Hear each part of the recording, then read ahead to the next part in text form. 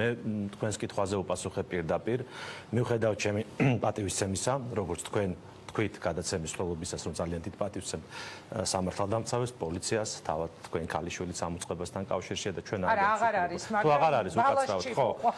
ძალიან სამწუხაროა. ქალბატონო ინგა, ჩვენ უნდა ვთქვათ, რომ მე მაქვს დიდი ალბათობით თეორიული შანსი იმისა, რომ ეს იყო ჩადება.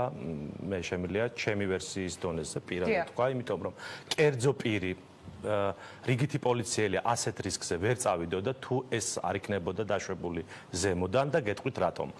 ეს იყო შეურაცხყოფა ინსტიტუციაზე, ამაზე ვთანხმდებით, თუმცა ჩვენ ვიცით მაგალითები, მე არ ვიცი თუ ისაუბრა მასტერმა ამ შემთხვევაში იგივე ემინემის მხრიდან უწმაწური პერსონალური თავდასხმები, მადონამ თქვათ დონალდ ტრამპს მიაყენა სიტყვიერი შეურაცხყოფა, მაგრამ ამ შემთხვევაში როცა თქვათ პუტინს, ტრამპს, პრეზიდენტს, პრემიერს აყენებენ შეურაცხყოფას, ეს არ არის შეურაცხყოფა ფიზიკურ პირზე, ხომ? ეს არის ქვეყნის სახე და გასაგებია რომ აღიქმება მტკივნეულად, მაგრამ ჩვენ თუ გვინდა დემოკრატიულ ქვეყანაში ცხოვრება, ჩვენ ვიცით რომ არსებობს თქვენის ვალდებულება და თქვენც გაუშარჟები ხართ ყოფილა, მაგრამ ისტერიკები არ მოგიწყვეთ, მე ვიცი და თქვენი დამოკიდებულება რიგ შემთხვევებზე, მაგალითად მე ვაპირებდი წლების წინ რაღაც კლიპის გადაღებას და თქვენ აბსოლუტურად ლოიალური დამოკიდებულება და ძალიან მშვიდად შეხვდით, ხო? ის კლიპი არ გამოვიდა, თუმცა ამაზე არ განვრცები, ზოგადად ფაქტს ვიტყვი და არა იმიტომ რომ თქვა თქვენ თავზე ვარ.